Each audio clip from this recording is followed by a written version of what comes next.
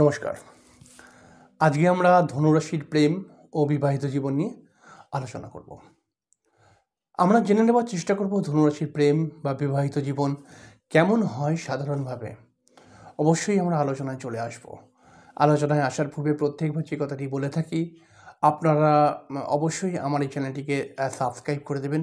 এটাই আপনাদের কাছে আমার রিকোয়েস্ট। যদি আপনি ধনুরাশির ব্যক্তি হন তাহলে পরে বলবো একটুখানি ধৈর্য সহকারে আপনি অনুষ্ঠানটিকে দেখুন, কারণ অনুষ্ঠানটি কিন্তু আপনার ভালো লাগবে অবশ্যই। কারণ জেনে নেওয়ার চেষ্টা করুন যে আপনার প্রেম বা আপনার বিবাহিত জীবনটি কেমন হতে চলেছে। আমি এই প্রেম বা বিবাহিত জীবনকে নিয়ে যে সমস্ত কথাগুলো বলবো সেইগুলোই যে হবেই হবে আপনার জীবনে এরকম কোনো মানে নয়, তবে সেইগুলো হবার অনেকটা % চান্স থাকে কিন্তু। তবে আপনার ব্যক্তিগত জন্মছক কিন্তু অবশ্যই ফাইনালি অ্যান্সার দেয়।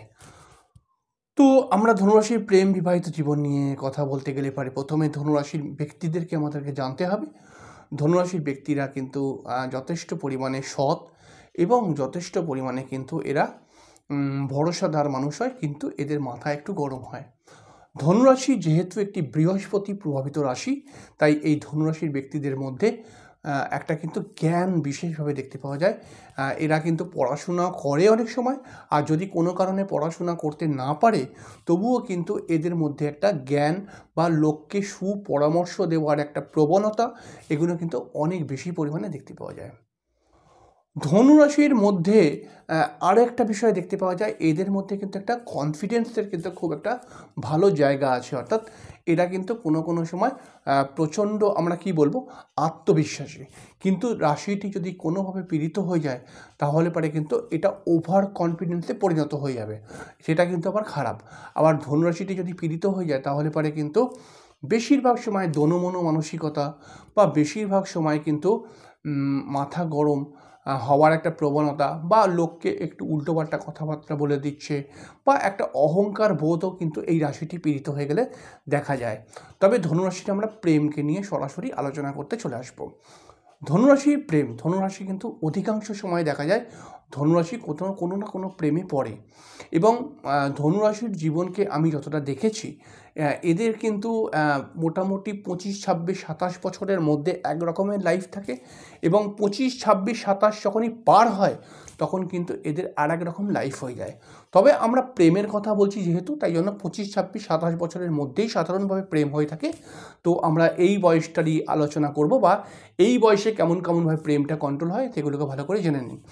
প্রথম নম্বর কথা, এরা প্রেমের মধ্যে কিন্তু বারবার দুঃখ পায়, বারবার এদের প্রেমের মধ্যে কিন্তু স্যাটিসফ্যাকশনের একটা প্রবলেম বা একাধিক প্রেম হবার সম্ভাবনা অনেক সময় থাকে।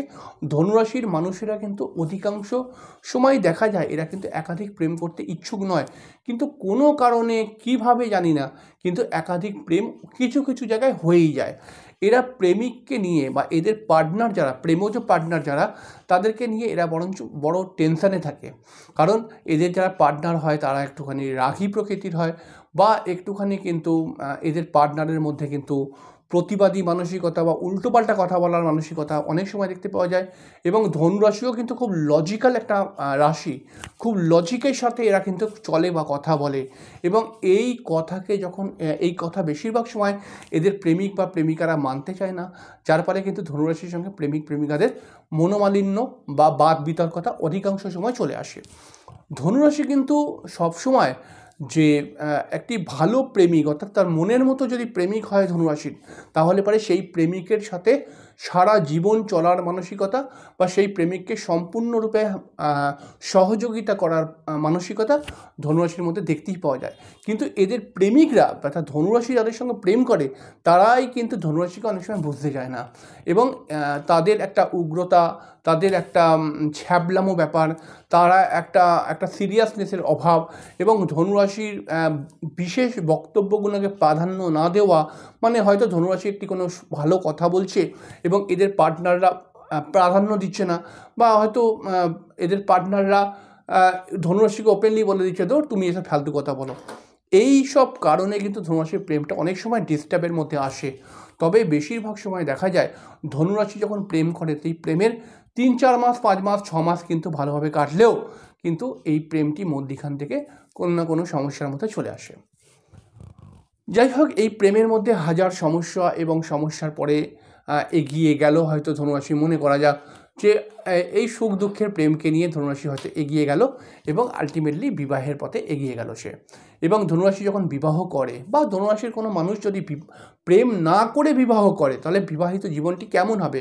অর্থাৎ আপনি যদি ধনুরাশির ব্যক্তি হন এবং আপনি প্রেম করে বিয়ে করেছেন না প্রেম না করে বিয়ে করেছেন, এটা বড় ম্যাটার নয়। ম্যাটারটা হচ্ছে যে ধনুরাশির ব্যক্তিদের বা ধনুরাশির মানুষদের তাদের পার্টনার কেমন প্রকৃতির হয়। তাহলে ধনুরাশির পার্টনার যারা হয় তারা কিন্তু দেখতে সুন্দর হয় বা তারা একটা ছিমছাম শরীরের হয়। কিছুটা ধনুরাশির ব্যক্তিদের থেকেও কিন্তু তাদেরকে কম বয়সী অনেক সময় দেখতে লাগে, দেখেছি।